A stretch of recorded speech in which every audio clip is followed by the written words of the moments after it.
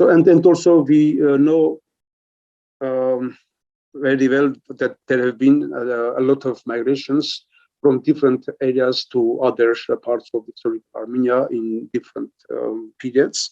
So the picture is really not an easy one, but we just record this remarkable passage and we go on. This is the famous historical atlas of Robert Husson, a wonderful specialist of Armenian historical geography.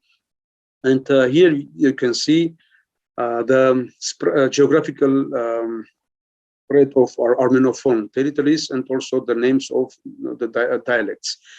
You can see that dialects are represented not only in the areas of historical Armenia, which I'm showing now with my cursor, but beyond, far beyond its borders, because during the last 2 millennia, and especially to the last centuries, Armenian dialects have been transported to many other areas, and now we see this variegated picture of Armenian dialectal spread. Here, for example, you can see the dialect of so-called Artyal or Suceava in the territory of Transylvania, that is in Romania, Poland, and Hungary. And here you see not only Polis, but also Nicomedia, Rodosto, and many, again, peripheral northwestern dialects. And southwesterly located dialects are Cilician, that is Leitun, Marash, and then Syrian dialects, that is Svedyak, Kesab, and especially a very remarkable and isolated dialect, Aramo, which is very poorly recorded. Unfortunately, it's dead already since long, but it has preserved a lot of remarkable archaisms. So it's really pity that we don't have much records from this area. And in easternmost areas, almost by the river of Kura, we see many dialects or subdialects belonging to the Artsakh dialect group, we can put this way. And here we see one group with Moks, one Shatach, a little bit farther, Diadim, but here also Vozim. And on the southeastern corner, we have Parska Hayots dialects, that is Salmast, Khoi, Maraga, Urmia, etc. And in central parts, of course, we have Karin, so in the territory of contemporary Erzurum, Karno, Barbar, and Mush, Tigranakert, Sassoon, and in the central part, especially in major part of the historic northern Armenia, we find Araratian dialect and also Lori, which is the position of which is a bit disputed. It's hard to say whether it is a subdialect of Araratian Barbar or its dialect it's on its own, right?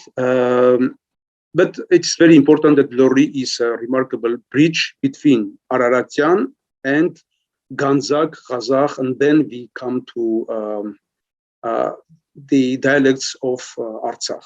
And as I mentioned in the previous lecture, we should distinguish between the terminology designating those dialects, like Garabaghi Barbar is the central Varanda, Shushi, and this region. And in the territory of Artsakh, we also have other dialects like Hadrut, Shavach, Rabert, etc. And again, it is very often disputed whether we are dealing with dialectal division or subdialects. And also Sunik or Gorisi Barbar or Sunyats Barbar belongs with dialects of Artsakh. It's really very close to them. And again, we have a lot of discussion whether we have tightly connected two dialects, Syriac or with those of Artsakh, or they just belong to one big dialect and major dialect, and with its further division. So this is very roughly dialectal representation of Armenophone territories. We have records of approximately 50 or 60 Armenian dialects, and many of them are unfortunately extinct. We all understand that it is a result of genocidal policy of especially of Turkey or Ottoman Empire, and also other enemies of historical Armenia. Many migrants of many dialects have are now living in territory of Republic of Armenia, but their dialects are mostly extinct, and some of them are still spoken. But we largely rely, for the description of our Armenian dialects, we largely rely upon studies of wonderful Armenian linguists. Of course, first of all, we should mention here the name of Hrach, but also later in the second half of the 20th century, many linguists from Lesvi Institute, Institute of Language, after Hrach, so they produced many valuable synchronical descriptions of those dialects, but we still lack historical description of all the, not synchronic, but diachronic historical description of those dialects, of all dialects, and with trajectory of their developments coming from not directly, again, like I tried to explain last time, not directly from Grapar, because Grapar is the written manifestation of 5th century form of Armenian language, but the form which was living language in 5th century in some central areas. So we can go on trying to classify those dialects, because, as I said, we have 50 or 60 Armenian dialects, and we should understand how to classify them, which principles would be best to define their positions and to separate one from another. First of all, we can talk about Menchunabanakan Dasakartum, that is phonological classification. According to this, we look at the original Old Armenian, which is reflected in Grapar, in written form of Old Armenian, of course. Then we have a three-fourth consonant system, right? B, P, P, G, P, P, D, P, P. Different dialectal areas present different developments from this original system. The very detailed picture of all these classifications, both phonological and morphological, can be found in my large paper, which has been published in 2 years ago, and it can be found in on Academia Edu on my page. So for this reason, just to save our time for some more important methodological issues, then I leave all these details, and I will just present some rough general ideas, and then we probably can look at these questions when if there will be corresponding questions. Okay, so because we have the original threefold consonantal system, and different dialects have different developments of this original system, then, for example, Artsakh and Van areas have twofold system, two series. That is, they eliminated the voiced series So they don't have the, but it has been shifted to pagata. So here we have merger of bagada and pagata into one, and then the aspirated series is intact practically in all the dialects. So pagata remains very stable. So here we have twofold system. But in other dialects, mostly in Western ones, BDG becomes PTK and vice versa. So we have different kind of reflections, and according to this variegated picture, we can classify, and Ararat Haribian, famous Armenian linguist and dialectologist, suggested phonological classification, and he divided Armenian dialects into 7 groups. Then we have Ձևաբանական դասակարգում, that is morphological classification. And this principle has been offered by Hrach Acharyan, and it is centered on the construction that is present. So in modern Armenian, we say, modern Eastern Armenian, we say, yes, grumem, right? This is indicative present. But in Grapar, it was, yes, grem, so without any copula, without any auxiliary verb. So grem meant, yes, grumem. I am writing or I write. Berem is I am bringing or carrying. This was the original indicative present. Berem, menam, moranam, ansanem, etc. Indicative present. But starting from post-classical and later periods, different areas of Armenophone territories developed different ways of making a new indicative present. So some of them, especially the Western ones, started to use the particle ke, u grem, for example, which means I am writing, I write. And the other, especially Eastern ones, use a participial way of making indicative present. That is, yes, grumem. Actually, I am in writing, grumem. And has been connected to locative marker like kavakum, where kavakum. So this is a case called locative, right? So grumem, which means I am in writing. Some other dialects have participle lis, lisem, and then we have different developments. So either le or se is lost. If le is lost, then we have a picture which is represented, for example, in Hadrut dialect, like kiresem, and this means I am writing or I write, and it comes from krelis m. Right, so with the loss of le. Okay, just this was a very brief presentation of different possibilities to make indicative present. But now, quick look at the what I said about the phonological classification. Here you see Indo-European and Evropakan. Indo-European series, gh, voiced aspirated, g, voiced, and k, voiceless. Indo-European did not have voiceless aspirated. So there was no k, p, t in Indo-European mother tongue. But there were these series, gh, that is voiced and aspirated.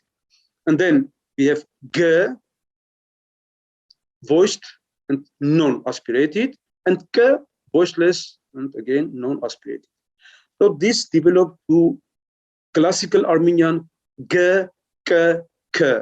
So you can see that g comes g, as if the aspiration h is eliminated. But look in brackets, in parentheses, I mentioned here g with this mark, right? So it means aspirated g, because it is remarkable that some dialects which are very far from each other, they are not contiguous, like Zeytun or Bajni, you can imagine how far they are, or Dura, Tufa.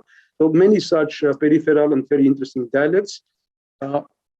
Instead of this simple G, P, D, this voiced series, which comes from Indo-European voiced aspirated series, they also preserve some aspiration. G, B, D. This is more than remarkable because the only Indo-European language which preserved this bh, gh, dh voiced aspirated series is Sanskrit. And beyond this, we don't have any direct evidence. So if one accepts this view, which has been offered by Ararat Haribian and then have been studied and developed by some others, specialists of Armenian and Indo-European linguistics. So if we accept the seriousness of this series in those Armenian groups, dialectal groups, then this is really very important because Armenian dialects show, apart from Sanskrit, the only manifestation of this voiced aspirated, this complex series. So we can understand from here that how important Armenian consonantal system and also the dialectal evidence are for the reconstruction of Proto-Indo-European language. So Grapar, that is classical Armenian system, G, K, K, again, has been represented in different ways in different dialectal areas. Seventh group, to which Artsakh and Van also belong, they have, as I said, two-fold system. So K, K, K. K remained intact, K also, but then BDG becomes PG. That is, Garun becomes Karun in this dialectal area. So this is one example of how the different dialects develop from here. Okay, this is some selected literature about those issues.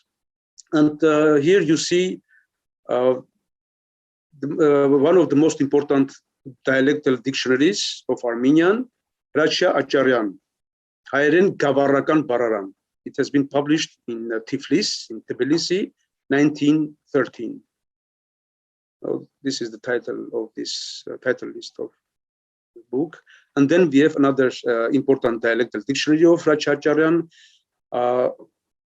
Turkish borrowings in the dialect of Polis, as preserved in not only Polis, but also systematically compared with Van, Karabakh, and Nakhichevan.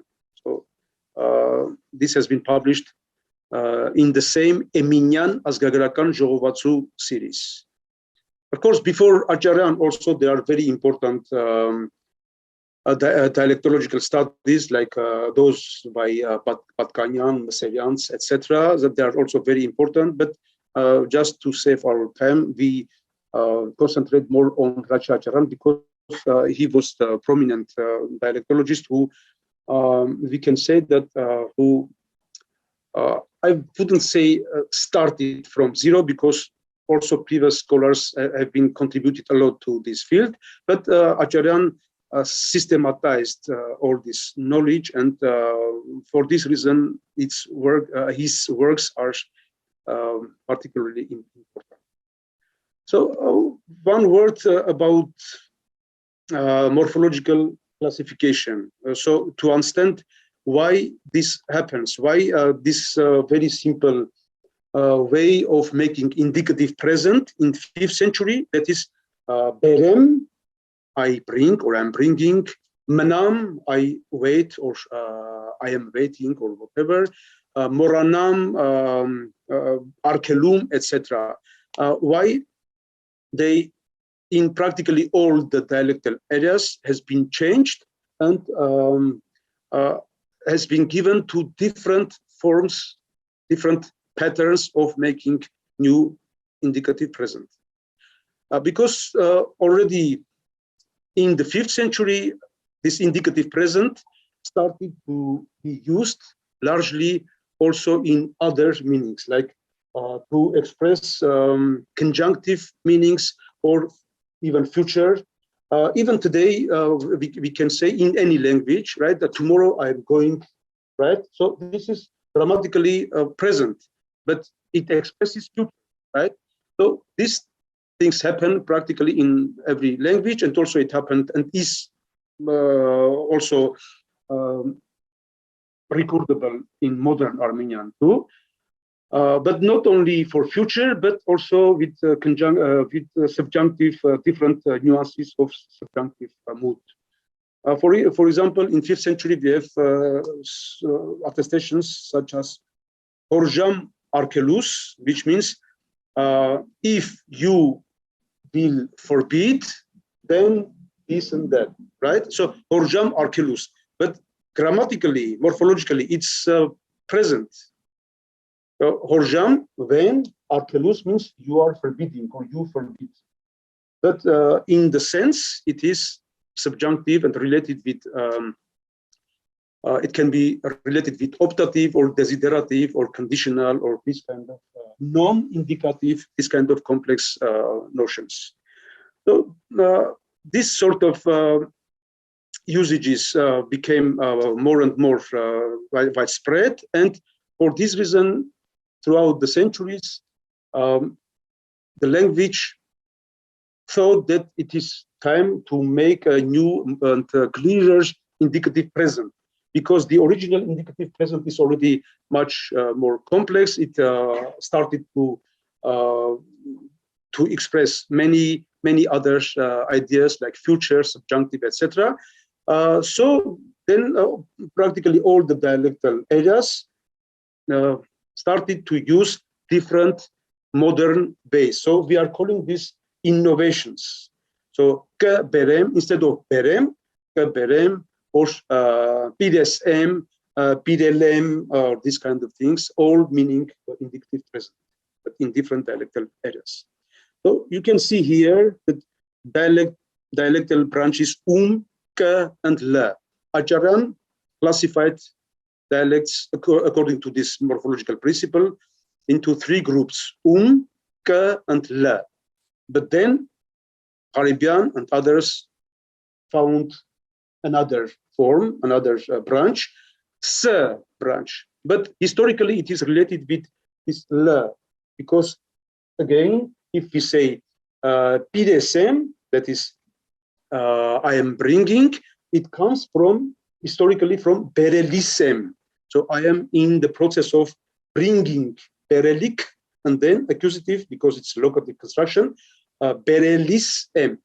And then la drops in internal position, and we are left with sa, berelisem. And apparently it is a stem, but historically and really it has this branch of Armenian dialects. There are also some other particles like ha, and instead of ka, etc. It's the same, of course. But then we go on, also very brief bibliographic sketch. Here we see some examples. Like grapar, you see grem, gres, gre, this is indicative present. So I write, or I am writing. Gres, you write. Gre, he writes. And then gremk, grek, gren, plural. And Urmia has kiresem, kires es, kireli, I. You see this wonderful distribution. So the same paradigm, but the third singular has this la, and the others not, because in the others la is in. La is in a position which is easily lost. So kirelis m, kirelis s, it becomes kires m, kires s, etc. And then Are Shavarik shows it's so geographically it's not very far from those areas. So kirelis m, kireli yem, kirelem s, kirelim I. So you see this complex and very interesting scenarios. Again, I'm not going into details, but you can see that within the same paradigms, you can see this interplay between the la, the absence or presence of this la. And it is very clear that on the basis of these forms is this participial ending, krelis m, and then le is either lost or preserved, and then we become this complex and interesting. Then academician Gevorg Jaugyan proposed a very important classification, which we call multi-isoglossis classification. So he took 100 isoglosses, phonological and morphological, from 120 dialectal areas, and he studied all this data, bringing it into one statistical skeleton, and then marking plus or minus. So, for example, preservation of accusative z, like tesanem zmuken. In Grabhar, in classical Armenian, he said that I see the mouse. If it is a mouse, then z is not necessary because it's definite marker. So I see the mouse is tesanem zmuken. This z has been preserved in several archaic dialects. If it is present, then Gevorg Jaugyan marks plus. If not, then minus. And this way, all these 100 phonological and morphological isoglosses. Actually, a later study would show, and also Professor Weitenberg and also I myself wrote a lot about this, and we tried to distinguish between these methodological principles of classification. So this is a very important methodological point, and I'm trying to show it on the whiteboard, and I hope everyone can see this.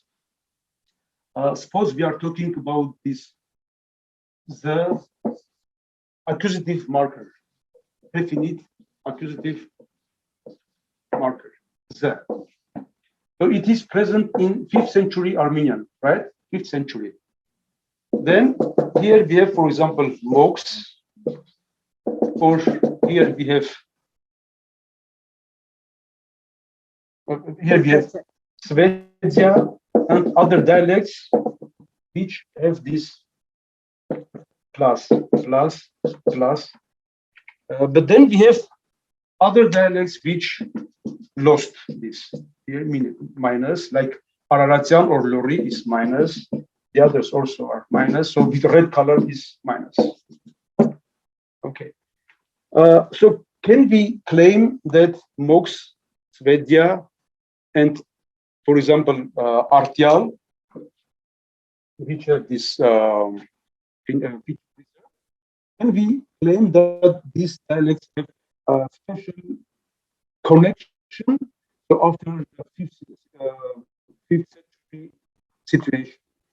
Because our task is to classify dialects and to understand which one were closer before later migrations, before later mixing, etc.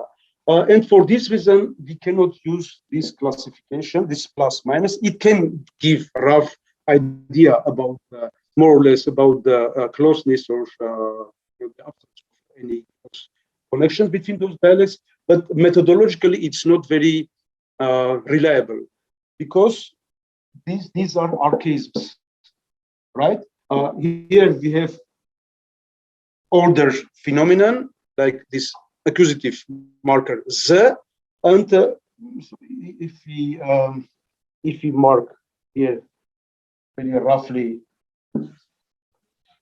this cannot be seen. Oh, okay, so if we forget this, and this is the territory of historical Armenia, and suppose we have here preservation of some very archaic feature which has been descended from classical Armenian, from 5th century Armenian. All the central areas can have lost this feature, and some archaic ones can have preserved this. And this feature does not say anything about the particular close relationship between these areas. On the contrary, so they are probably very far from each other, and also in 6th, 7th, or later centuries they have been very far. But they just because they are peripheral, then they happen to preserve archaisms. So this kind of methodology does not allow us to make closer, to find out closer connections between these dialects. So instead, we should rely upon shared innovations. So those features which were not present in the 5th century. For example, if we have dialects which make indicative present in a certain way, like southeastern dialects make with s, right? PSM, Grelisem, etc. This is a particularly tight, very small group in Mehri and Parska Hayk and some other adjacent areas. So here we can talk about shared innovation because it is the way how they together in a younger stage, in more recent times, they commonly together, they formed a new way of making indicative present. So in 5th century, we didn't have that, but later, during the couple of last centuries, they together participated in this shared innovation. So this is methodologically a strict isogloss, and we can rely upon these things. But the accusative the and other archaic features are very interesting and important, but for classification of dialects, they should not be used. So this is an important methodological point concerning this classification. Okay, now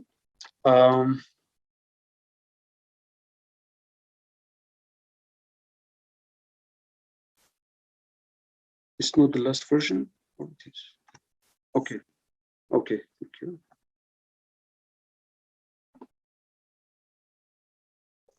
Okay, thanks. So now you can see all the groups represented by Gevorg Jaokian. Again, he made this very complex and very important and very interesting statistics, and gathering all those pluses and minuses, he presents this grouping. Two big groups, Western and Eastern. Western is as follows. So you can see the first one is Antioch or Kesab, Svedia, etc. That is in extreme southwestern corner of Armenophone territories. Then we have Cilicia, Achem, Zeytun, and then Asia Minor, Karin, Shapin, Karaisar, Yevdokia, Crimea, Kurin, etc., Malatya, Caesarea. Fourth group is Hamshen, or otherwise we can call it northwestern dialectal group. Then the fifth is Ardeal or Transylvania. I mentioned this a couple of minutes ago, and it is in the territory of Transylvania, that is Romania, Hungary, and Poland. The sixth group is Mush Tigranakert, and you can remember the map, and it is starting from the central part towards the southern peripheries of historical Armenia. Then seventh is Van group, and to this group, Van, Mox, Shatach, Vozim, and Diadin belong. So 7 groups of Western grouping. Then we have Eastern one, Khoy Maraga. So this is Parska Hayk, Persian Armenia. Then number 9 is Araratian, or Yerevan, Juga, Bayazet, Astrakhan, Artvin, Tbilisi. Number 10 is Artsakh area, that is Gharabagh, Shamachi, Kazakh Kirovabad, which is Ganzak historically, of course, Kerzen, Burdur, etc. And then the last one is Agulis Mehri on the southernmost part of Republic of Armenia. So, okay, here you can see several very important old isoglosses, which occurred not in the which are not present in the 5th century Armenian, but so they occurred. These changes or shifts occurred later, starting from 6th or 7th or 8th centuries, like shift of the accent into the penultimate syllable. You know that many centuries before classical period, the accent was on penultimate, right? So we have been talking last time about this. But then more recently, again, the whole Armenian accent was fixed on the last syllable. But again, in Artsakh and some other adjacent areas, the accent shifted towards to penultimate. That is the second syllable from the end. Then we have Esperantization, especially in Parska Hayk and Van groups. Then we have diphthongization of ye or vo. E, o becomes ye and vo, right? Then we have yoten becoming ocht. This is another important isogloss. Then we have Acharyan's law.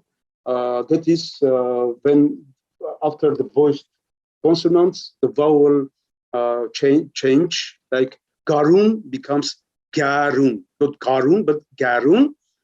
And then we have consonant shift, and garun becomes karun, right? Badega becomes pateka. So Professor Weitenberg, and also later I tried to develop this methodological presentation of this isogloss theory. He proposed such a cumulative table, and according to this, we can have very interesting outcomes. And according to the conclusions, we can say that the dialectal groups of Artsakh is unique, one, and the other is Khoy Maraga, that is Parska Hayk, and Van group, that is Van, Mox, Shatach, etc. These dialectal groups are very close to each other linguistically, and they are strongly contrasted with Western dialects. And Artsakh and Mush are totally the farthest dialectal areas linguistically. I'm not talking about the geographical distance. Also geographically, of course, they are very far, but linguistically, so taking together this bunch of important and old isoglosses, we can say that Mush and Artsakh Karabakh dialect are the most distant dialects from each other. So here you can see references, and then we go to somewhat easier topics. So here I briefly present some ideas how we can search and study more isoglosses.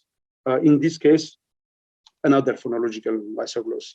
So you can see that aganim, which is the word for to dress, to put on clothes or dress, aganim or haknel, right, in modern Armenian. Salmast has chaynel, Maraga has again chaynel, and Van chaynel.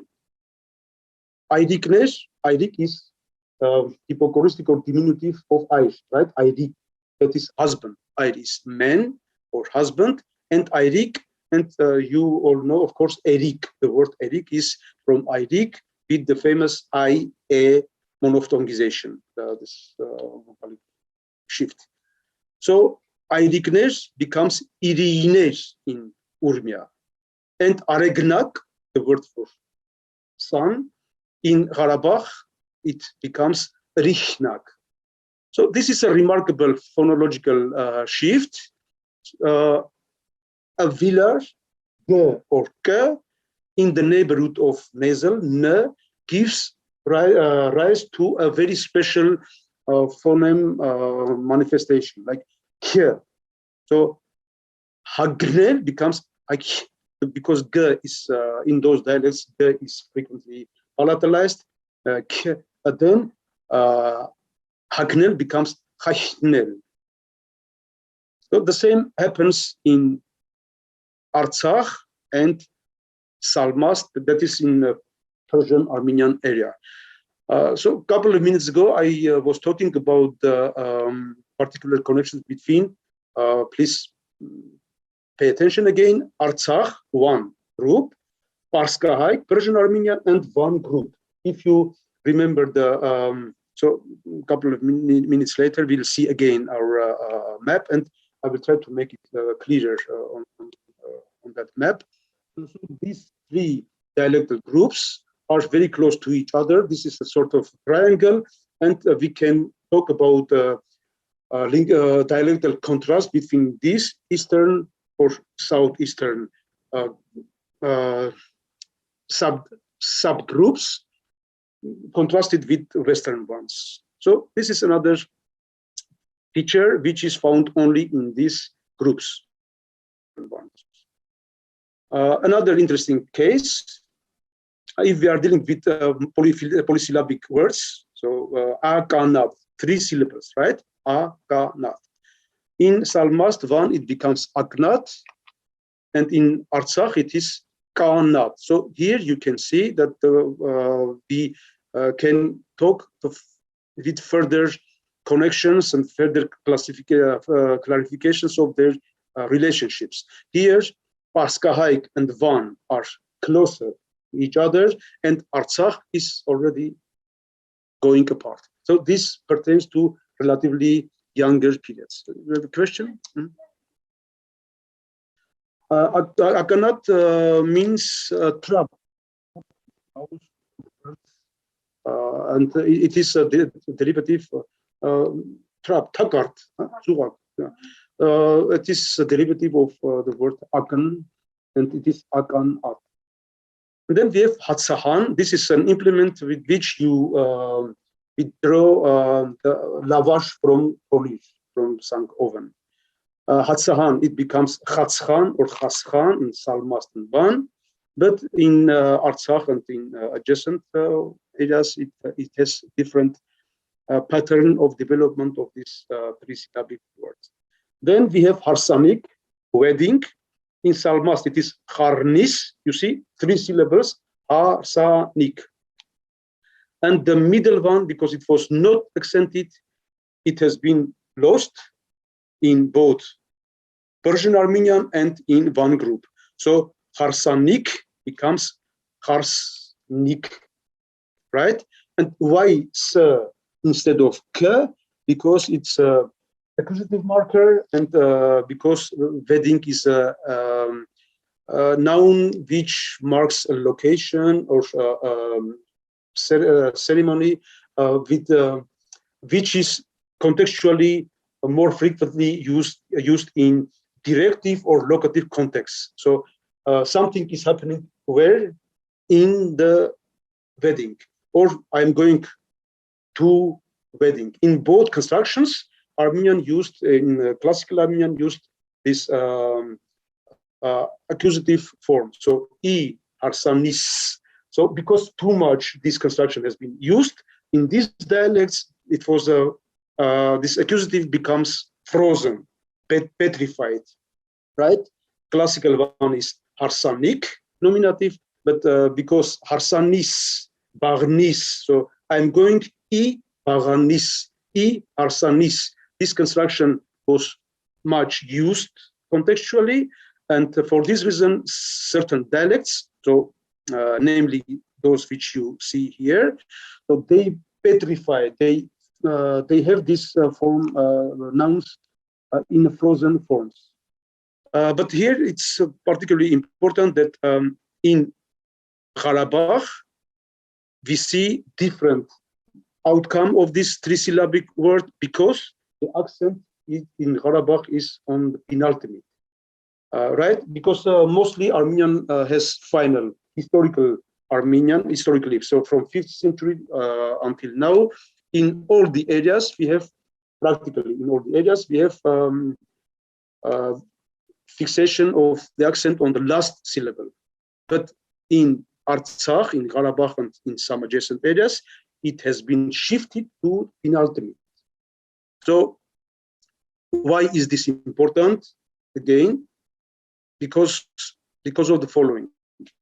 I said that Artsakh, one group, Persian Armenian, the other one, and Van, Mox, Shatach, etc., the other. These are very close to each other, but somewhat later, Artsakh is already becoming a little bit separate. Then Van group and Persian Armenian group have stayed longer in contact. And here we can see one of many such isoglosses when we have this separation of Artsakh situation with Van and Persian together, right? Because the Harsanik, trisyllabic word, in Persian it is, and also in Van, it's together, like Harsnis. So the medial vowel has been no accent, and for this reason it has been lost. But in Gharabagh it is Harsani, also in Lori, in my mother dialect, it is accented on the second, that is on penultimate syllable. That's why we have Harsanic, and naturally this accented A would not drop, and then we have different phonological development. Okay, one very important issue, because a couple of minutes ago I was talking about Acharan's law, so that voiced stops had certain influence on the following vowel, that is Garun becomes Garun, or Darman becomes Darman, etc. So here we can see an interesting phenomenon. Those dialects which participated in this Acharyan's law, Acharyan discovered this important law, and for this reason we call it Acharyan's law. But what is remarkable here? You see what is represented in, for example, Mox dialect, which is one of the Van group dialects. So Darman, which means in Old Armenian, means of medicine, cure, also means, and also straw. In dialects, more significant was this semantic nuance, straw, as an agricultural term. So it was more important for those dialects, and this meaning was fixed in those dialects. And here we see the natural native development in accordance to these dialectal phonological rules. So in Mox, Darman regularly becomes Tarman. In Urmia also, Tarman, Maraga, Norjuga, Julfa, Karabakh, and Hamshen is very far, but in Hamshen we don't have Acharyan's law, but there we also have consonant shift, but we concentrate on the other dialects. And you see, next to these forms, the same dialects have forms with the, so without this the shift, Darman, and not meaning straw, but meaning medicine. So this is a remarkable thing, and so this is a new, recent borrowing from literary Armenian. For this reason, we don't see this natural for those dialects developments, Acharyan's law, and then consonant shift. So this is the reason why in Mox we have two manifestations of this word, Darman and Darman. First one meaning straw, and the other is it means medicine. So it's wonderful that the same picture is observable also in other dialects. Urmia, so all of them meaning the same thing, straw, those which are in accordance with natural, very typical for those dialects developments. But recent borrowings from literary Armenian, so influenced by literary Dragan Hayren. So here we have the other meaning of this word, and without consonant shift. The same is found with another word, dev. You know, dev means demon, devil, but in dialects later also monster or dragon, bishop, etc. So you see, again, all their meaning is satana, because mox, dev, tev. This is the regular devoicing shift. Dev becomes tev in the meaning satana. But next to this, the same dialect of mox has dev, a younger word, without this consonant shift, dev.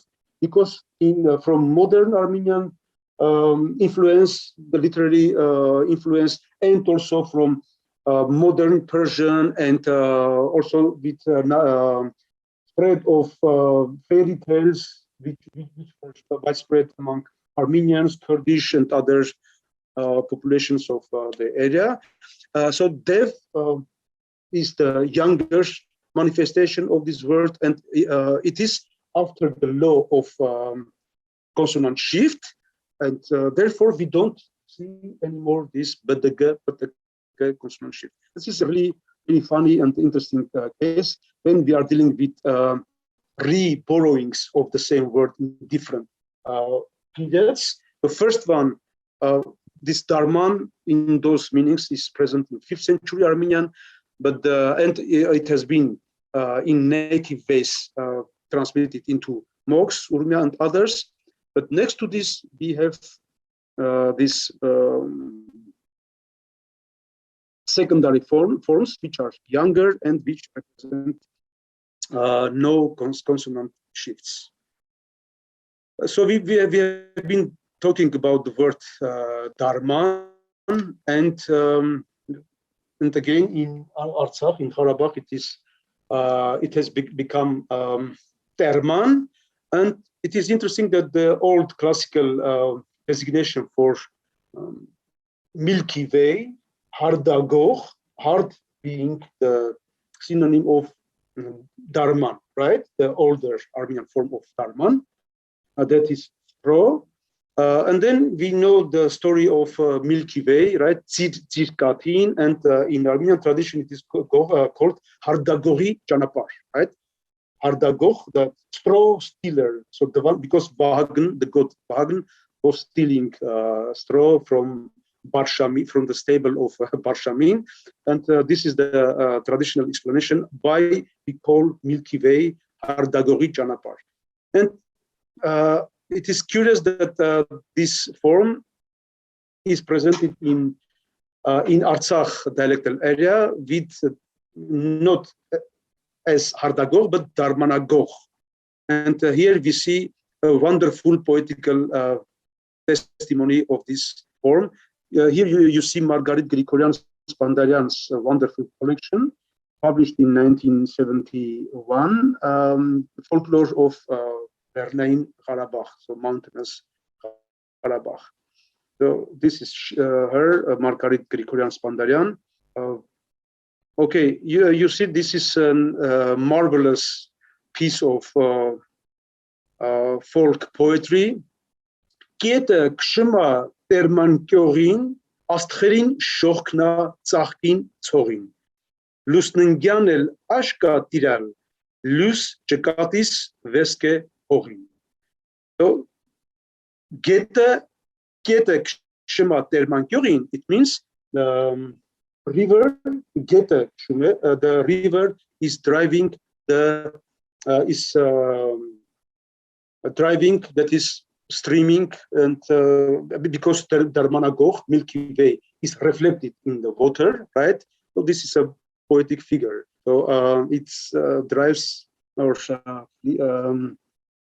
floods away the reflection of Darmanagor, that is Milky Way, and Astcherin Shokna Tsachkin Tsorin.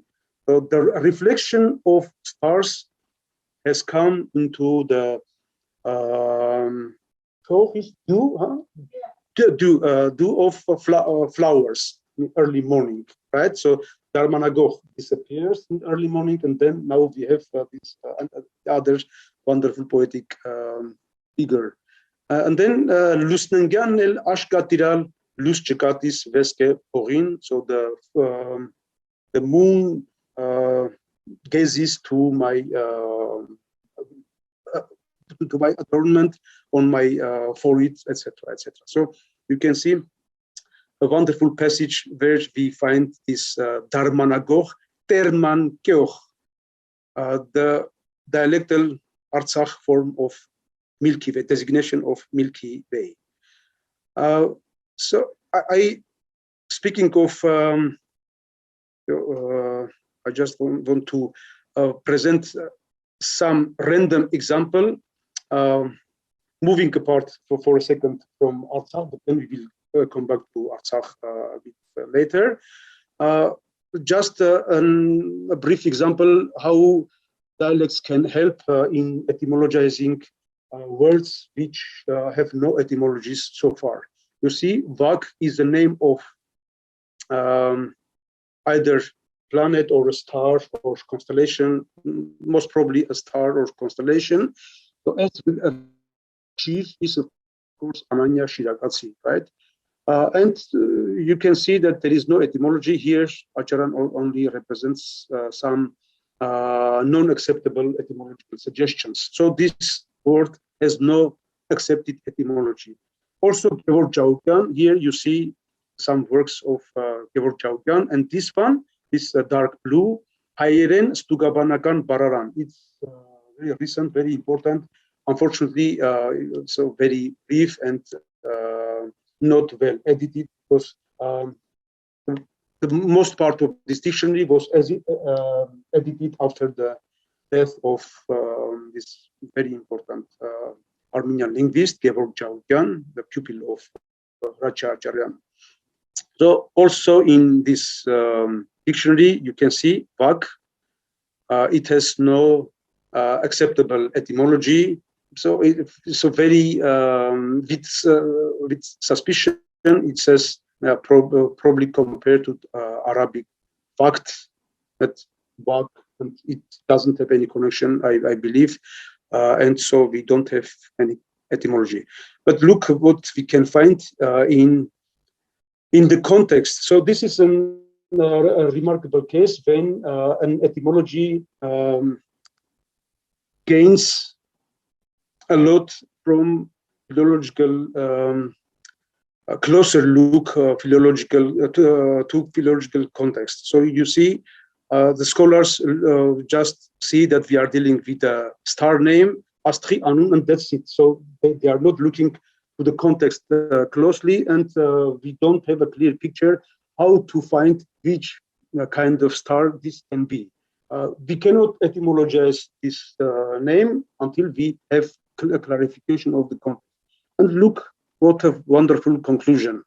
So this word, this asterism is attested in this context of Ananya Shiragatsi. You see, Shenastach, Chorovak, Vaken, Tzitsarn, Arch, etc., etc. And this is remarkable. Ais astech en vor tsutsanen zanzrevats sastkutyun. So these are stars or constellations which show rains, humidity, right? So all these have been considered as connected with rain or humidity or liquid, right? So this gives a wonderful clue to us for etymologizing this word. So the form was again Vag, right? So keep this in mind, Vag. And we learn from the context that it is a star or constellation related to rains or water or humidity. And we can see here that this is Hayk Bargirk, and in Hayk Bargirk we have an addition, a supplement of dialectal words. Here we see Vag, Chorovak, Jiro, so a tube of water. So we are there. So you can see we have a word vak, which means tube of water, or a part of channel construction, right? And you see here, next to vak, we have also horovak, which is synonymous. And horovak very transparently means tube, right? So horovak and vak both meaning the same thing. And this gives us very clear idea that this vak, we can etymologize, connecting it with the dialectal word vak. You can see here horovak jero, right? And here we see Acharyan's dictionary, vak, again, the same thing. So kind of tube for water. This was one remarkable example. And in the same place, so now giving one glimpse to Hamshen dialect, and again, showing preference to methodological point of our discussions or our classes, I will present the same fragment from Hayk and Hayastan. So here you see vanznat or vaznat. Now, this is a kind of cheese product. So I'm not going into detail, but it's kind of cheese product. And we see from Hamshen that it is related, it is preserved in Hamshen in the form voznat. So I will try to demonstrate why is this very important methodologically, because we have in Hamshen its form, right? Voznat. So just to give transliteration, voznat. We just saw that in Hayk and Hayastan we have a dialectal form vanznat, and why in Hamshen we have voznat. We will understand from the following. There is a curious phonological rule in Hamshen. Anali becomes, in many dialects, it becomes anli with the loss of internal syllable, this vowel, but then anli becomes only in Hamshen. Banali, so we can guess, what should it become? Only, yes, only, but then we have also b consonant shift. Again, the internal a drops, and we have b devoicing shift, and then before nasal a becomes o. Only. And ananuch becomes onluch, etc., etc. So this is a phonological rule, very regular phonological development. Before a nasal, a becomes o. So then have a look here, please. In Hamshen, we have voznat, and it is a clear reflection of vanznat, right? Vanznat, and so o is due to this nasal. Vanznat. So first, vanznat became vonznat, but then because we have here consonant cluster, vonznat becomes voznat. So n drops, but before getting lost, it influenced on a, making it o.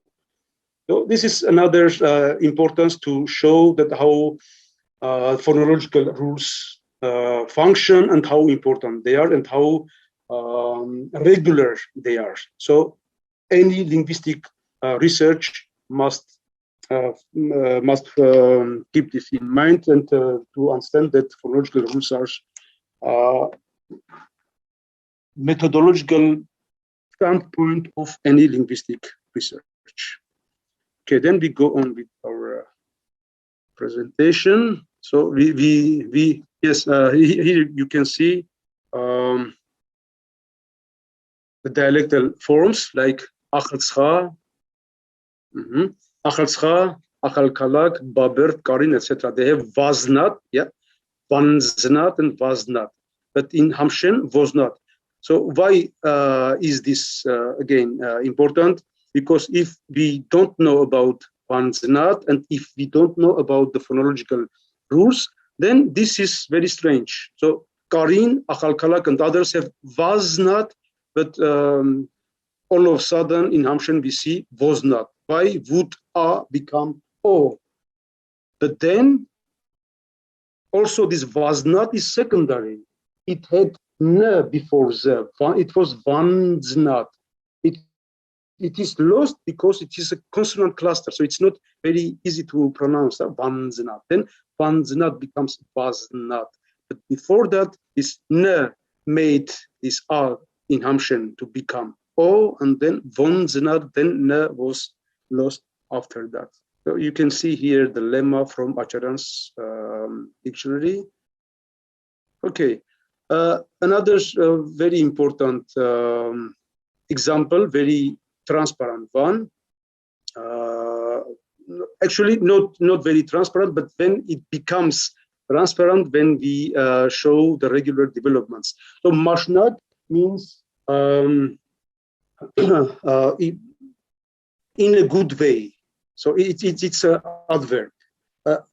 In a good way, in a decent way. So this is the meaning of mashnag.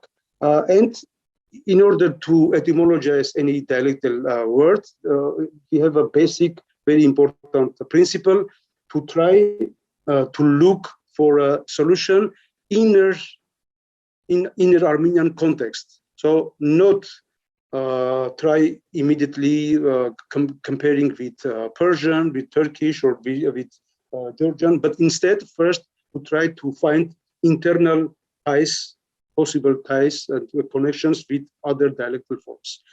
And again, we need to search phonological developments typical for this particular dialect, that is Hamshen.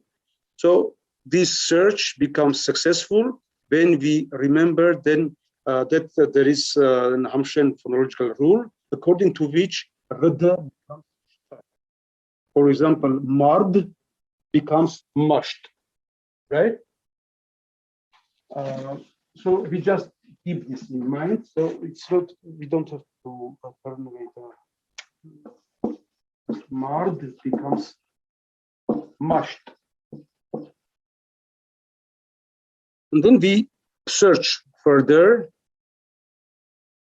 We find, for example, the word Haynak, which means also adverb, according to Armenians. So Hayavari, right?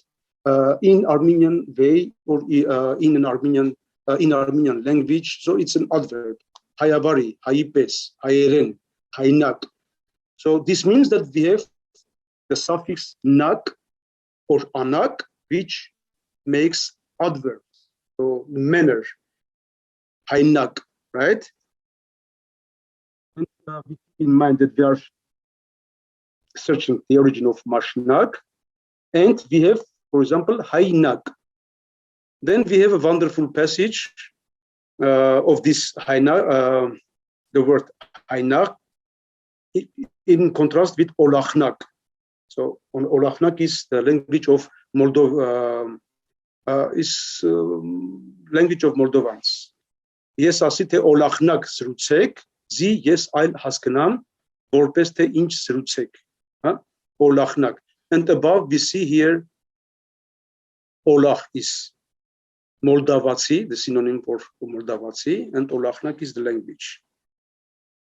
And we have Homshetsnak, language of Hamshen. Homsh. So again, A becomes O before the nasal, right? Because M is also nasal. Hamshetsi becomes Homshetsi, and Homshetsnak is according to the manner of Hamshetsis.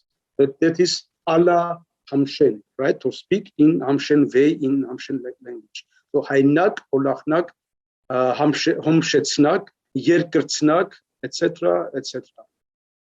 So then it becomes clear that Mashnak is the same as Mardnak. You see here, Mardnak, that is Kalkavari. So in a polite way, in a normal human way, orderly, decently, etc. These kind of things. So you see, also in Mox dialect, we can see Martanak, Pamurski. So we can see that this is the same word, of course, so, in a manly way. And again, why is this important? Because it's big phonological analysis and operating with the sound laws which are typical for this dialect, because very often, even in academic circles, you can see that scholars etymologize this word and they say that this classical Armenian form comes from this Sumerian form, for example, and then instead of Rab, we have Sh. Okay, this is not a problem because in Hamshen we see Mart becomes Masht, but this is a serious problem because Mart Masht is a phonological rule which operates only in Hamshen or some dialects during some late, younger period. But then when discussing a word which is attested in golden Armenian period, and then with Sumerian or some others, we cannot operate this phonological rule because any phonological rules has its geographical borders, its temporal borders. So there is a certain region and a certain time when this law operates. So if we are talking about the etymology of Mashnak, then we are on safe ground because Mashnak, okay, so it is from Martanak. We saw that Mox and other dialects also have this wonderful form, Mardanak. Then everything is okay. Mardanak becomes Mardnak, again, internal drops. Then because Mard is mashed in Hamshen, right? Because Mashnak is an Hamshen word. So we operate with Hamshen phonological rule to etymologize an Hamshen word, not etymologize any Sumerian or Etruscan or any other etymology. So this is a very simple principle, but it is ignored very often, that we should speak on strict phonological and phonological analysis. So for this reason, Mashnak from Martanak is a very typical, very illustrative example how we should treat words and their prehistories. Okay, now how many minutes we can, what is reasonable? Some 10 minutes about Artsakh, and then we, about 10 minutes for Artsakh, some Artsakh issues, and then we open for questions. Okay. Okay, then now some more focus on Artsakh. Again, you see the historical provinces, 15 provinces, and Artsakh is here, this green one. But also later we can see that a lot of things are common between Artsakh and Utik, and also in some parts of Syunik, and culturally and dialectally we can treat them sometimes together. We see here a fragment from Armenian geography, that is Ashkaratsuyts. So so here you can see Artsakh, right? Artsakh, Heri, Kalov, Syunyats. So that is neighboring with Syunik, Syunyats, Uni, Gavaras, etc. And then Habant, Vaikunis, Berdzor. By the way, Berdzor, you know this Lachin area. It is from Berdadzor. Berdzor, it's one of those many of Armenian place names which testify, of course, Armenian presence from very periods, and many others. So let's go further. So you can see here the long edition of Ashkaratsuyts Armenian geography. So, and here we have an important passage about karahung, which is a kind of medallion, which is typical for Artsakh, and it is product of the tree Terosh, and this Terosh, the word, this tree name has been preserved only in the dialect of Artsakh. So this is really very remarkable. This fact has been recorded in 7th century Ashkenazites, and it is a product of Terosh tree, and Terosh is preserved only in Artsakh. In all other dialectal regions, this was forgotten. This is one of the short editions of manuscripts which represent short edition of Ashkenazites, and here again we see this passage, Artsakh, right? Syumnyats and Gabar ken Nora je be, which means je be. It has the sign of papiv. That is, you can see that it is a numeral, right? So je be, what would it be? Je is 10 and 12. Wonderful, thank you. So je be Gavars, that is, Artsakh has 12 districts, and then we have enumeration of them. Okay, so this is the passage, and again here in one of the districts of Artsakh province, we have testimony for this Karahung medallion, which I mentioned a couple of minutes ago. So here a closer look at this passage. So I was talking about this, you see. Karahung is medallion, and it is resource very, very typical for Artsakh, and as such, it is recorded here in Ashkenazites. And in Bejeshkaran, in a medical source, we see that medallion comes from this Terosh tree, and Terosh has been preserved only in Karabakh. Very briefly, we have a look at Ajaran's translation of Strabon, not the whole Strabon, but of course, but the relevant passages of Armenia. And here we can see the passage which says that a part of Utik, which is Shakashen, it was an Armenian area. You can see here the Greek text and Armenian one. So this is a well-known passage, and we don't need to spend time on this. But just we keep in mind that not only Armenian sources testify Armenian presence here, but also foreign ancient sources. Important are also place names like Tigranakert, attested in such by such authors as Sebeos and Moses Kahankatvatsi. And it is remarkable that in some places we find not Tigranakert, but Tekranakert, etc. This seems to testify living tradition, because if it were only literary, then Tigranakert would remain as such, because Tigran is very transparent, very well-known name which was widespread in Armenia always. So why should Tigranakert be sophisticated this way? But Tekrakert and some other forms might testify the living tradition, living phonological treatment of this place name, because for Karabakh, for Artsakh, it is typical to have g, k consonant shift.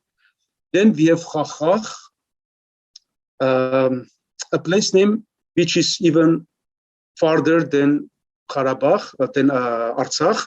That is, it is in Utik, right? It is attested in Agatangeros and in Yarishe. In order to etymologize this interesting place name, we have a look at the context where this place name is attested. And you can see here from Ghazar Parpetsi, Dipetsan Tanzrachor Sastik Moritz. So Ghazar Parpetsi tells us about the about these events around the famous Battle of Hrach. This is a 5th century author, of course, you know, Ghazar Parpetsi, and he testifies that in this in the territory of this place name, this Hrach, this city, there are deep and thick bogs, muds, marshes. So this allows us to etymologize Hrach with the word Hrach, Armenian word, which means the same thing, bog or mud or marsh. So we have another place name in the territory of even easterly than Artsakh, in Utik, Hrach, and it is attested in 5th century, and this is one of the very many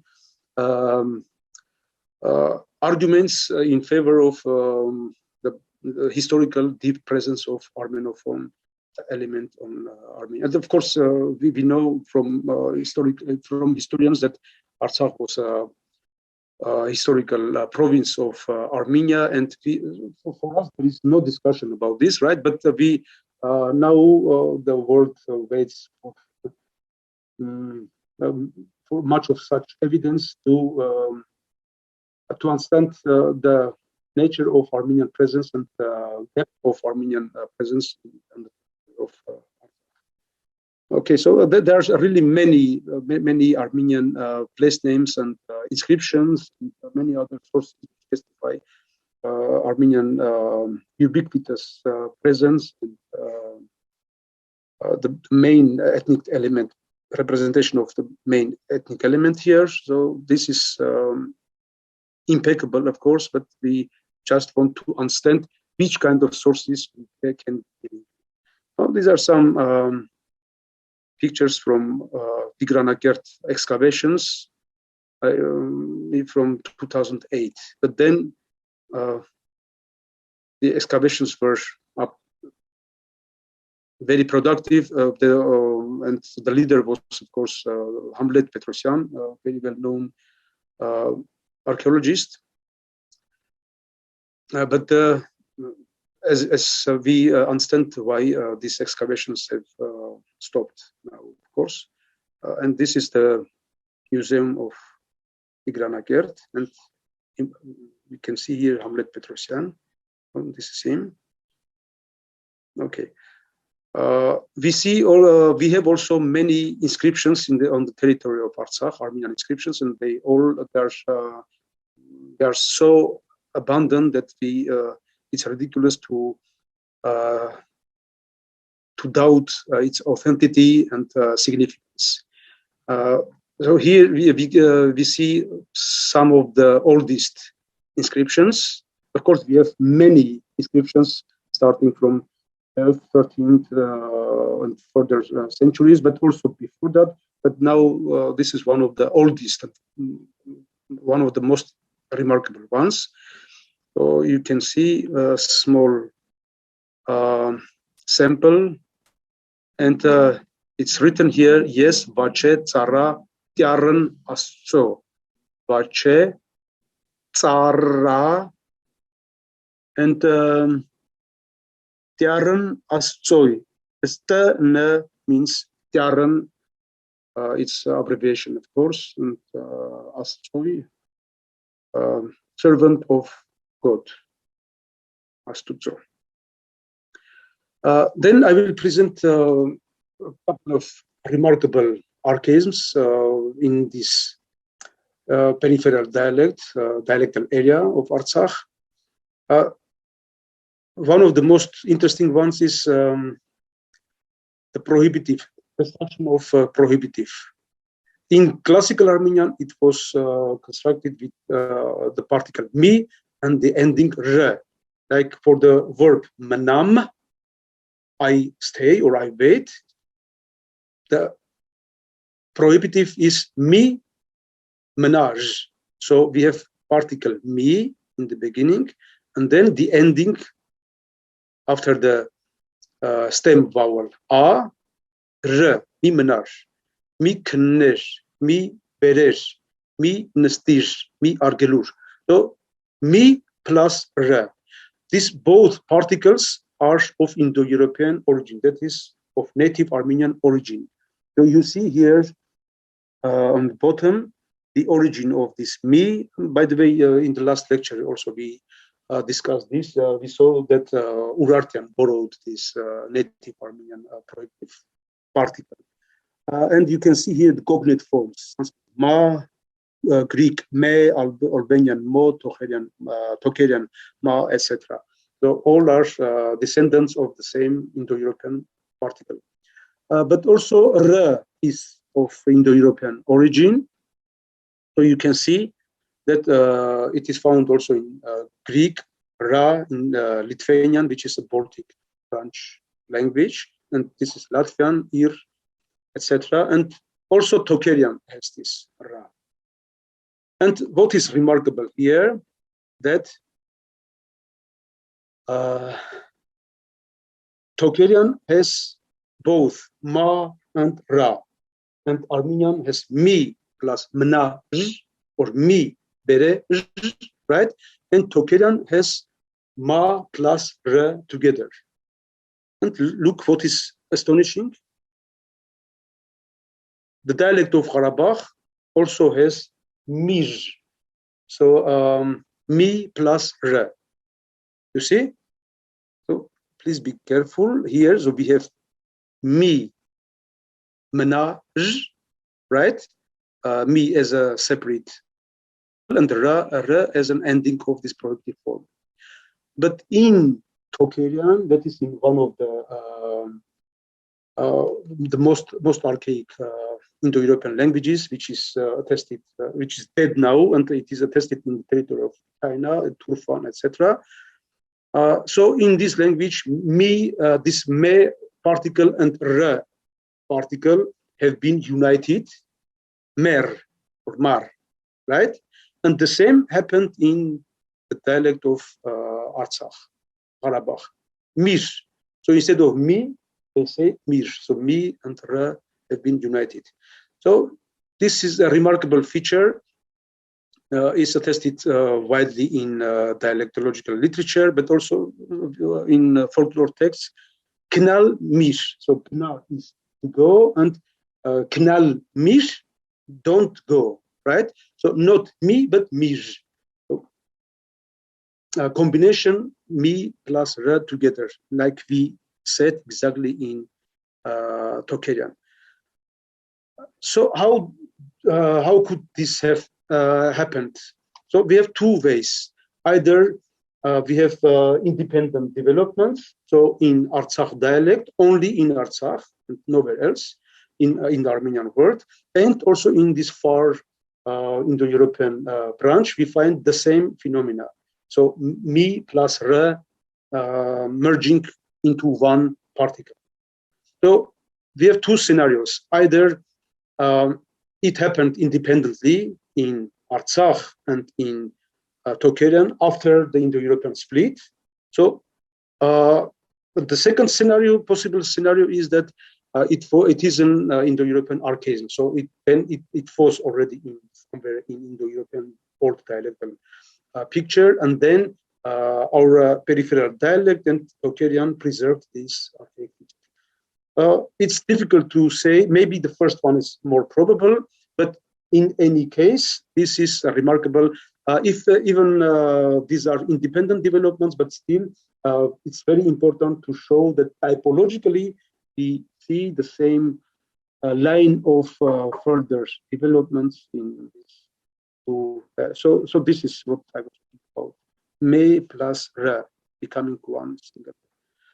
And there are another remarkable archaism. Classical Armenian yeki, yekir, yeken. So we know that in modern Armenian and many other dialects, we have totally different innovative paradigms. Yeka, yekar, etc. Right? But then Artsakh has yeke, and the last a is from e, of course. Yekesh and yeka, which is from yeken. So this is wonderful archaism. And of course, it's not parabanuchun. It's not a borrowing from classical Armenian, but this is rather native and indigenous development of the old Armenian feature in normal dialectal preservations of this older feature, a living form which continues this old form intact. Okay, very briefly, this courage, the word for scorpion, which is which comes from most probably from Mediterranean substrate. It's a very old word. Everywhere it means courage, scorpion, but only in Karabakh it means Hrach. That is any of crustacean representative of this kind. You see, this is Hrach. So many sorts of from the and this is already scorpion. You see that these animals have certain resemblance, and in some languages we really have this semantic shift. So courage is in Artsakh. Now we have innovation krahaki, which means an animal with twisted or curved tail. So exactly like Persian kashdom, so curved tail. But the old word for courage has shifted in Karabakh, and so and this is the reason why we have these two interesting representations. One example from onomastics, we have a name Titernik. Just a second. This is the wonderful dictionary of Hrach, dictionary of personal names. And here we can find, by the way, nice dedication to his wife, Sofik, Impashpan, Impativ, Impartsank, Sofikin. And this photo, a picture here. So in this dialect, in this dictionary, we find a curious name, feminine name, Titernik. And you can see that it is attested since the 11th century here, right? So Acharyan records this. And also here we can see Acharyan's etymological dictionary. But look now in Artsakh, this is its source. So all this testimony comes from Artsakh. So this is the corpus of Armenian inscriptions from Artsakh.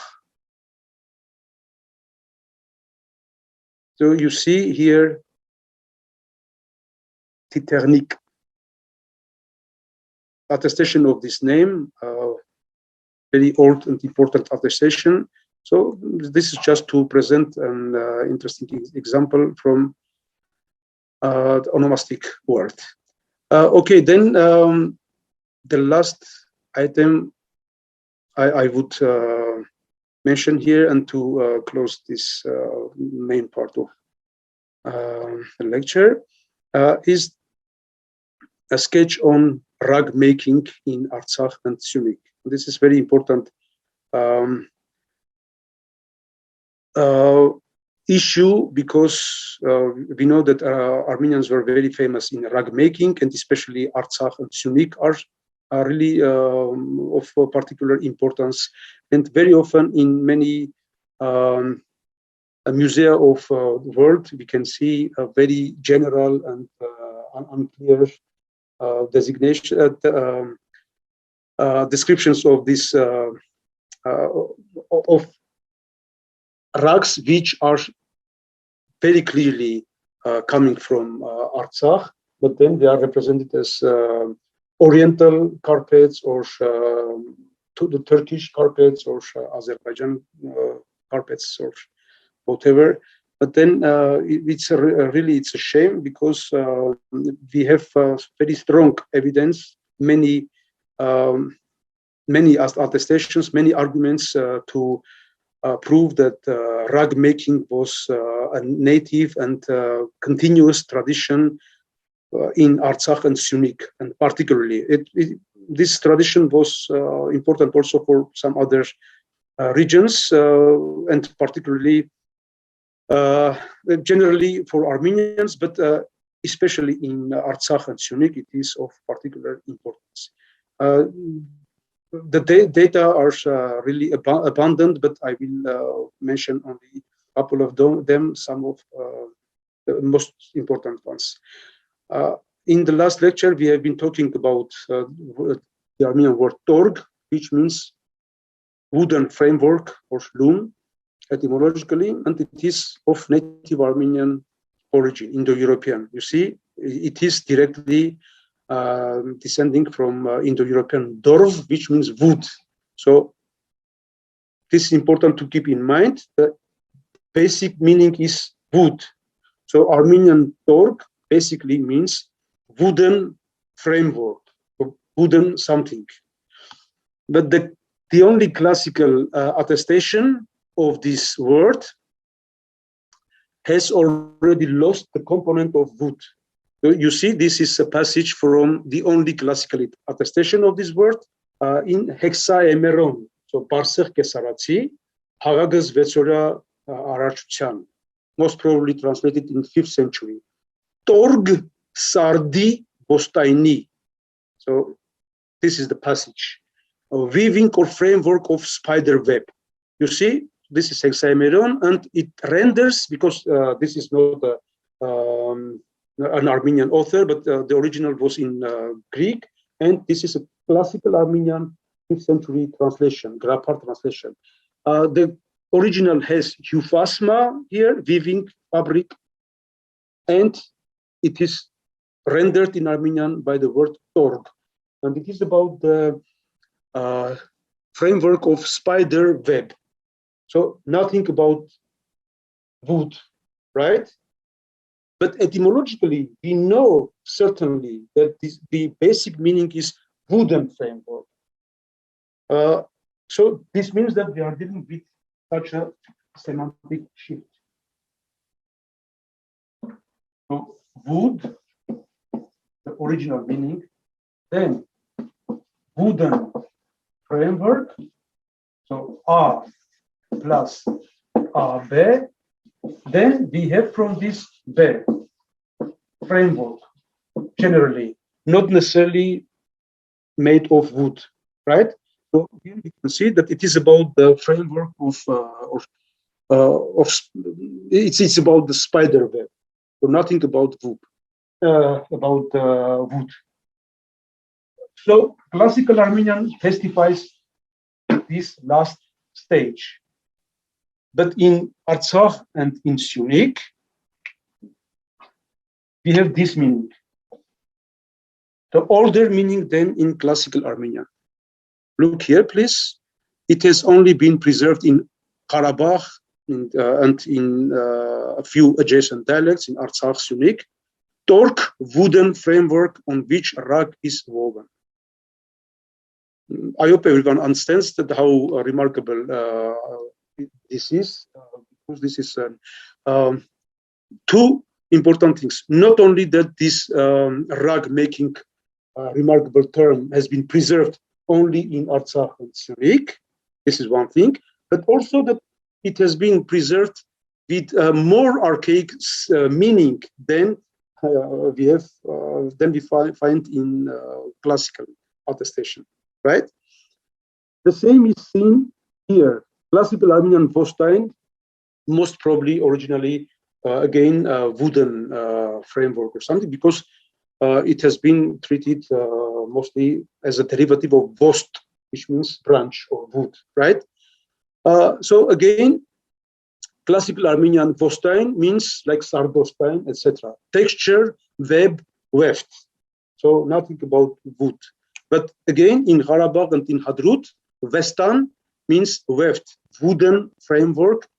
This dasga, Gorgagortsi dasga, wooden framework on which Hrach is woven, right? So then we have also some other things like opich means an implement for striking or for hitting. In some dialects, it has been preserved as an instrument for beating laundry and for making it dry. But it's the same word, pitch, has been subject for semantic shift to rag making implement. So it's the small hammer with which they hit to the thread and make it fast. So so this is a rag making term. So the evidence is really huge. I just presented a couple of examples, and I hope this is demonstrative enough. Okay, so then I stop here, and thank you for your attention. If there are questions, I will answer them.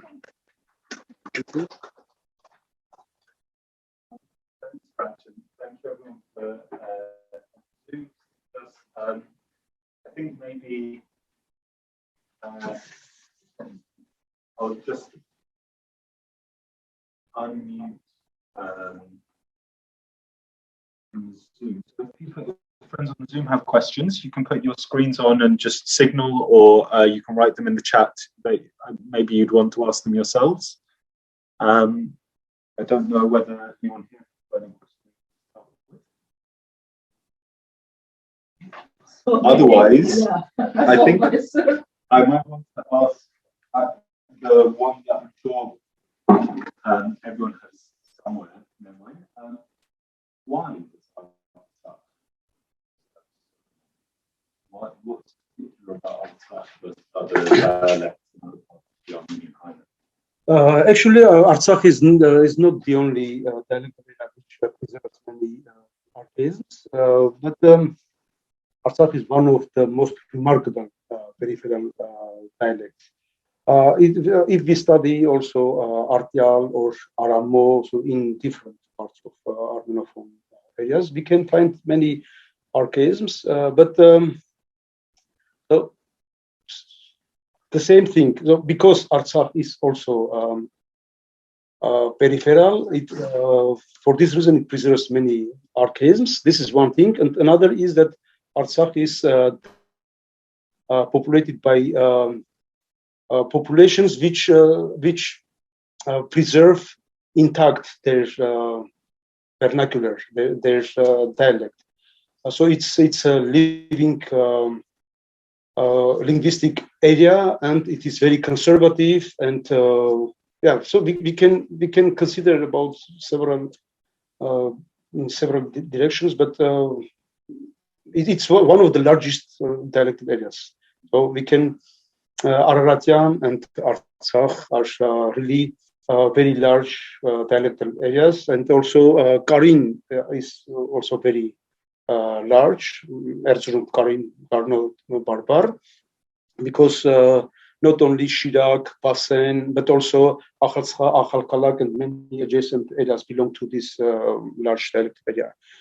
But Artsakh, if, for example, we compare Araratian and Artsakh, then we can notice that Araratian must have had more of literary influence, because it's in the heart of Republic of Armenia, and a lot of administrative and many other political and a lot of developments are going on here, and it was always on the center of attention.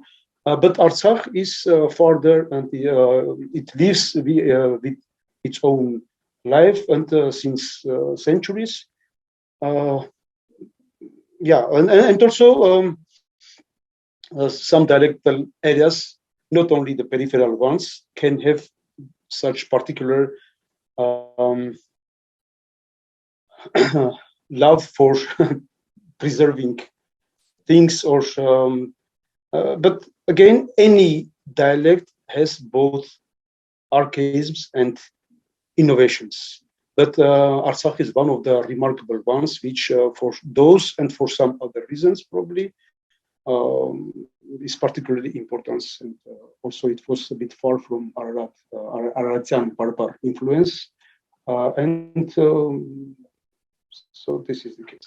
But it's even more remarkable when we start to discuss particular semantic domains, one of which is, which I discussed at the end of the lecture, is, for example, rag making. If this area is has if this branch of craft is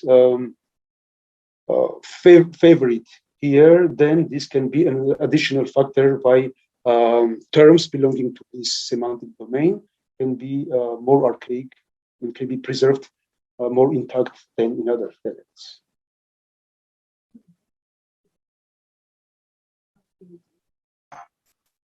This is an interesting issue in some areas, not far from Araxes, I think. There is some information that weavery and rag making is very much developed and highly esteemed. And one of our investigators, I cannot present this, many details here, but I'm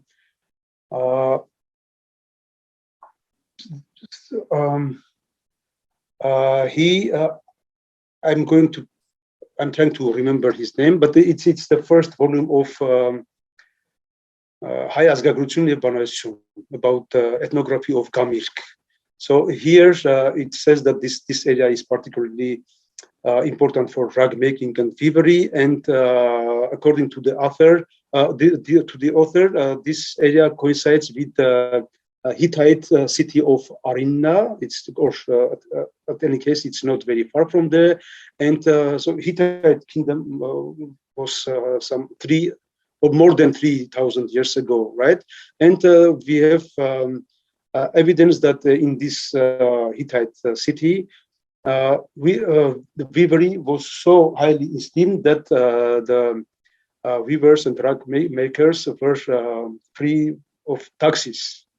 So this is a particularly important issue, and according to the author, this is the same area where we now find highly esteemed craft of weavery.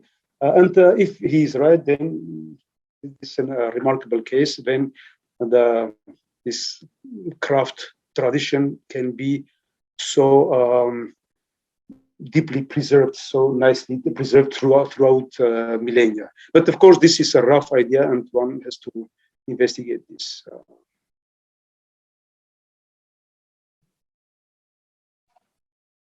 Sorry, I think Halajian was the author of this, but I can check later.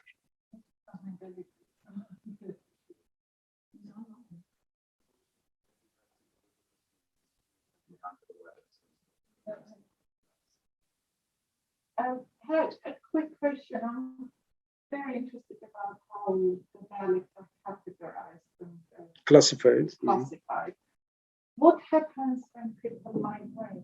Like Masis and Masis come and live in Republic of Armenia. Or, for example, I have relatives in Chanakh, Karen Zangakatun, who come from Artsakh, and they still say Etasen and Ishtare, which is what's their dialect now? Where do they fit? What happens? It just makes everything more complicated, more complex, and so we know there have been a lot of migrations, from many of which we don't have reliable documents, information, but some of them are documented. For example, from Artsakh in the beginning of 18th century, we know about an interesting migration wave to Burdur, which is to the westernmost parts of Turkey, so very far from historical Armenia, not far from Smyrna, etc. Burdur. So the whole area of Asia Minor is represented by Western dialects, but this is a remarkable island of Eastern, this dialectal area, because of this migration. We have some evidence about this, but if we wouldn't have any, then we would be guessing. So what happened? How we found this island, the island here. But another one is more recent and clearer, that the Hadrut, much of the Hadrut population, the speakers of Hadrut dialect, they migrated from Gharadagh, so from the Persian part of Armenophone territories. Gharadagh is on the other side of Araxes, of course. So Hadrut, the people of Hadrut is nowadays called Gherdeghetsi because of this. And both Gharadagh and Hadrut now belong to S branch, so they say Piresem, Etasem, Menasem, etc. So we have many instances when we have evidence about these migrations, and but many of them are not directly recorded. We have also sometimes local traditions saying that these or that dialect migrated from Ani. It was particularly very highly esteemed to be a descendant of Ani, right?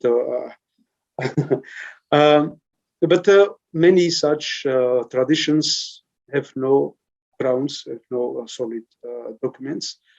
But again, all these migrations make things more complicated to study, so that we have to rely upon the strong linguistic facts, mapping this in projecting this on the map of Armenian dialects.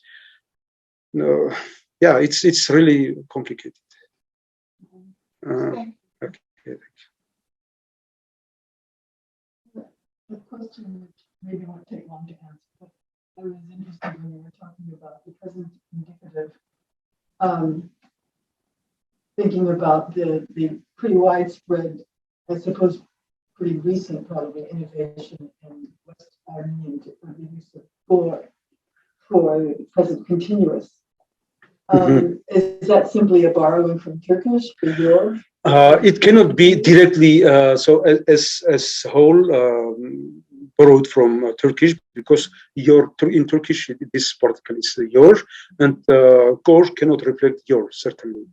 But it is possible that typologically there was this feature had some aerial influence on Armenian and helping to develop this feature, because Armenian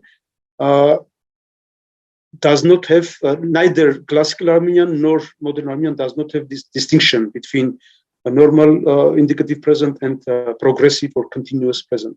So berem is both I bring or I am bringing. But some Western dialects have developed this. Okay, we can argue that not only this kor, but also this ka or ha in some dialects seems to be mainly continuous, and sometimes we also have both together. It's again really very complex, and then I would further recommend a very nice work by Gayane Gevorkyan, 2010. It is Հայերեն բարբառագիտական Atlas, this third volume of this collection.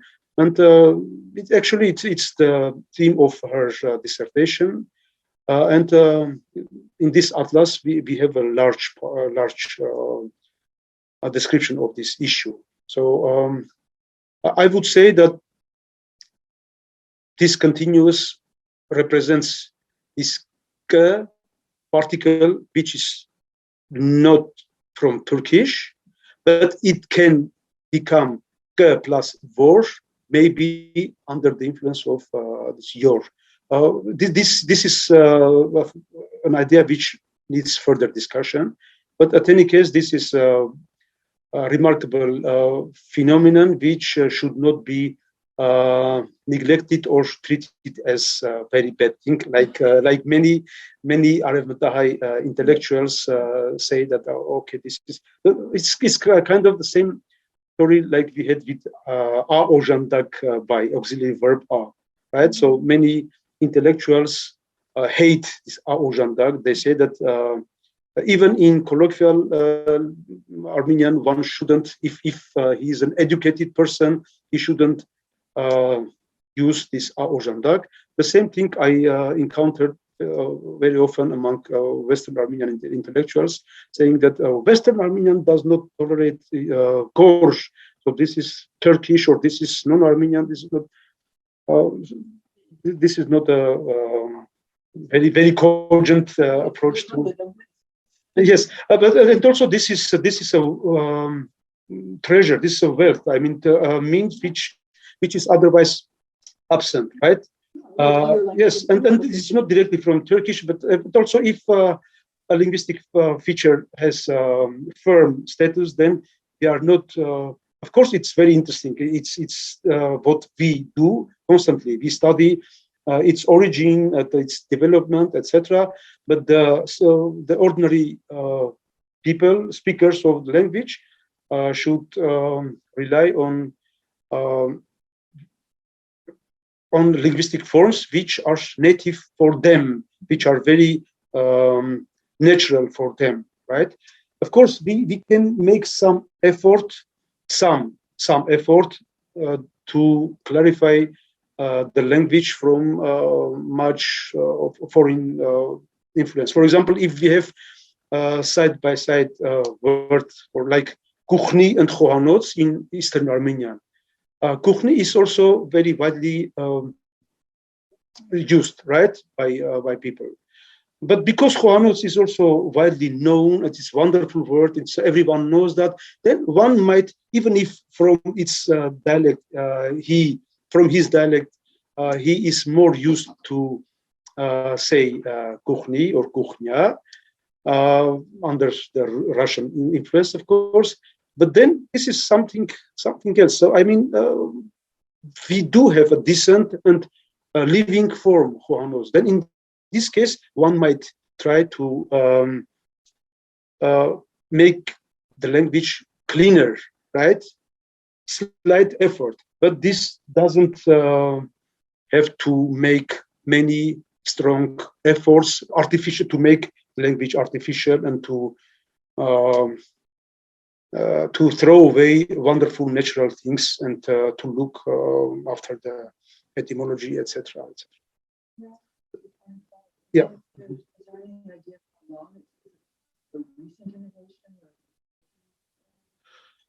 It's difficult to say because we hardly have any written documentation for. We should look it up closely, but I don't think we have documented attestations from like maybe in 19th century or maybe at the end of 18th, so we can search. But so again, I would like Kayane Gevorkyan's works, whether we have this or but at any case, the nucleus of this particle is the ku, which is a Middle Armenian, very typical particle, ku, with kukarem, etc. And there is this view that it largely started to be used for making continuous, but then later it was merged with simple present.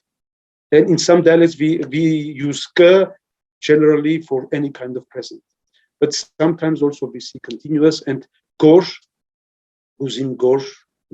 This is the clear continuous. And there are views that this doesn't have anything to do with your Turkish your, but some others think that, of course, it's in any case, it's not directly borrowed from Turkish, but it represents ke, but it may have become or under the influence of Turkish. So this would be a temporary formulation, which I would just.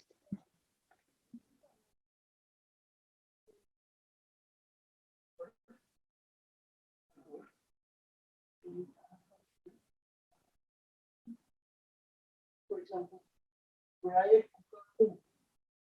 But not Gorsh. In some dialects, the sk is repeated really, but I don't think that they have kosh. It's ku. Yes, ku. Yes, but not kosh. Right. Yes, you are right. It's the same particle, of course, yeah, but no, not in the form of kosh. Yeah.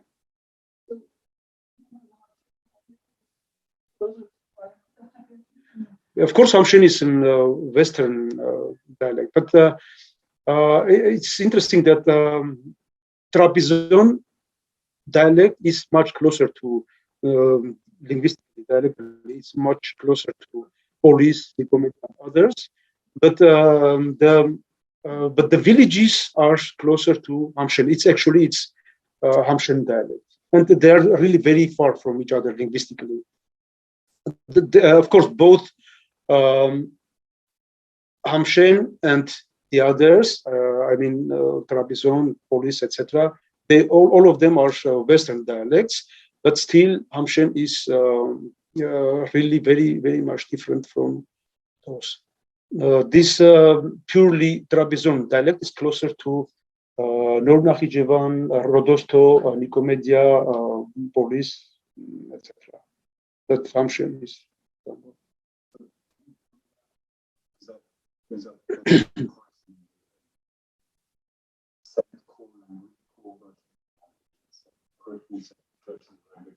Used periphery a couple of times in the talk, and I was just wondering whether there is some relationship between, or even how do you find like firstly a peripheral versus a core dialect, and is there a relationship between peripheral versions of the language and preserving archaisms?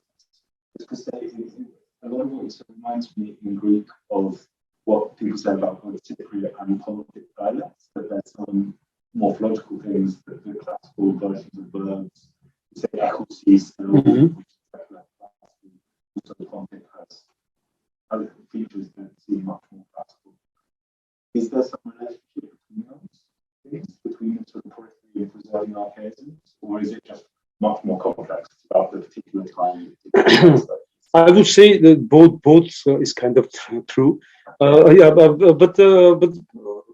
So, why I'm saying this, but because I don't want to simplify the things, right? But at any case, the first claim is, of course, of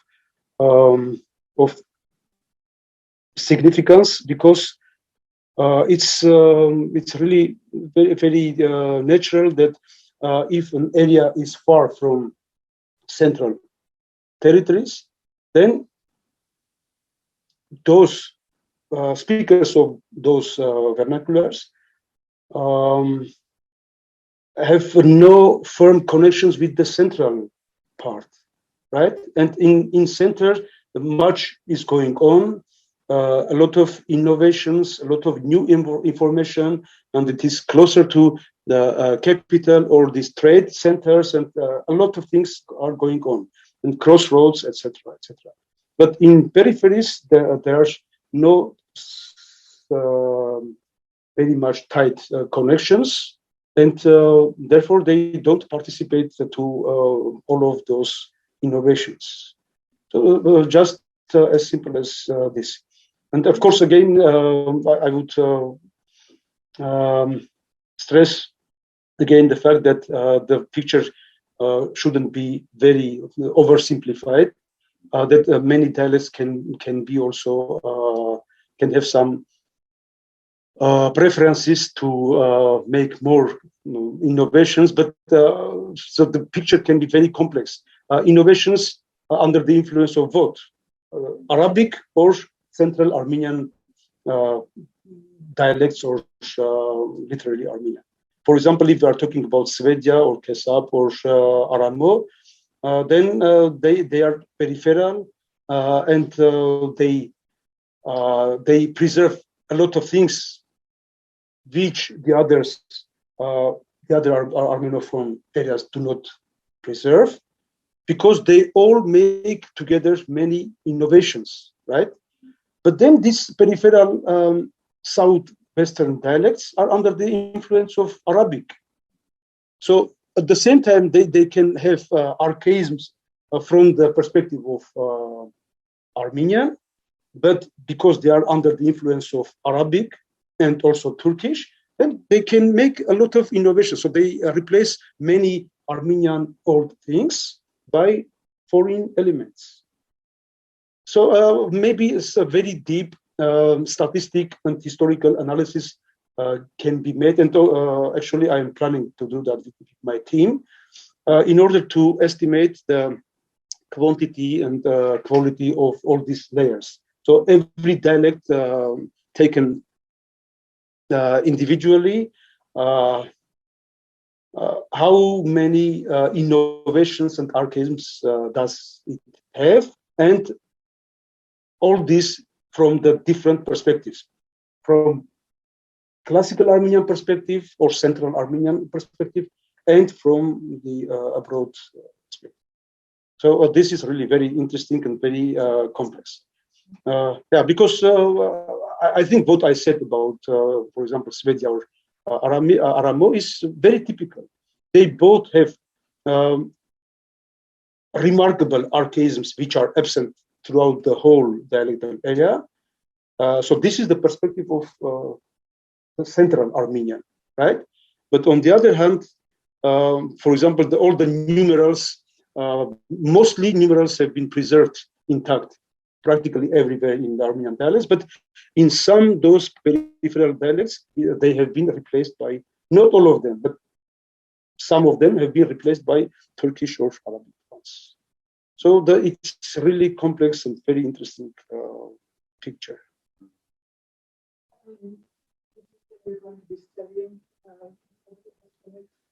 Yes, surely also this Svedya, Aramo, etc. And I studied also a lot.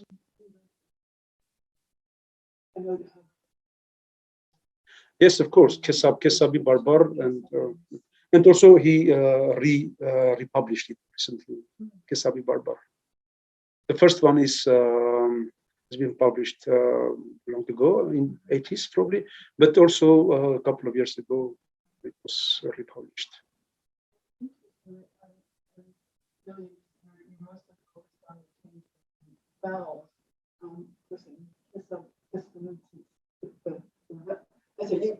You were on the consonants, for example. There, the first thing you notice is the transformation of the vowels, how different they can be until you start looking really closely, and then you realize, oh, that's what it is. It becomes a pattern, obviously. But I was curious about what at one point you were talking about how sound became sh.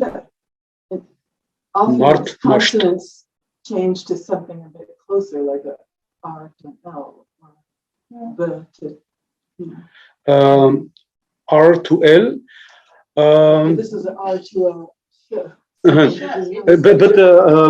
But it's not in any environment. But for example, R, the here. So not any R can become sh, but R followed by the. So mard becomes mushed. Mm-hmm. But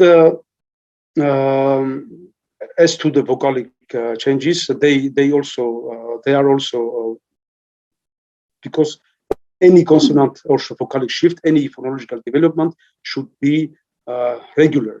So whenever we have the same environment in the same dialectal area, then it should be observable in any word with the same conditions. And for example, in Aramo or some other southwestern dialects, we see that the final Armenian E becomes A. Like Agi, the word for tail, becomes Aga. And so we gather this kind of information from synchronic descriptions. Like for Svedya, we are very fortunate to have 3 descriptions for Svedyan dialect: Acharyan, Hananian, and Andreasyan. All of them are good, and particularly the one by Acharyan. And in all of them, we find more or less, of course, there are different subdialects, different villages, etc. But mostly we see these remarkable sound changes. And whenever we have a final E, then this becomes A. And it is very remarkable that the paradigm for to give to pal, the aorist in classical Armenian, it is yetu, yetush, yet. And in Middle Armenian and later we have tvi, etc. So ye is eliminated. But in some inscription we have combination ye to v. This is wonderful, right? And in inscriptions of the northeastern periphery from 11, from 12, from 13th century in Lori, Tavush, etc. You have Yetvi and Yetvak. So this is also strange from the classical, from the point of classical Armenian, and also from Middle Armenian. So Yetvak, Yetvi, they do not occur neither in classical nor in Middle Armenian. But in those, so this is Armenia, right? Here in northeastern periphery, in Lorit Tavush, we find these forms. And attention, in the dialect of Aramo, we, instead of in the place of first singular, we find idva, which is yet to be. So the final E becomes A. So final E becomes in Aramo A. So can you imagine? So here the most southwestern periphery of Armenian dialects, Aramo, and isolated and very archaic. So totally isolated. So they don't have any Armenian neighbors. And here in the opposite corner, in the 11th, 12th century, we have the same forms. And so Idva continues order Yetvi. So this kind of amazing things can happen. I think that knows on just how fascinating conflicts and everything. Yeah. Can be. Thank you so much for that. For a wonderful. Thank you for your attention and participation. Thanks a lot.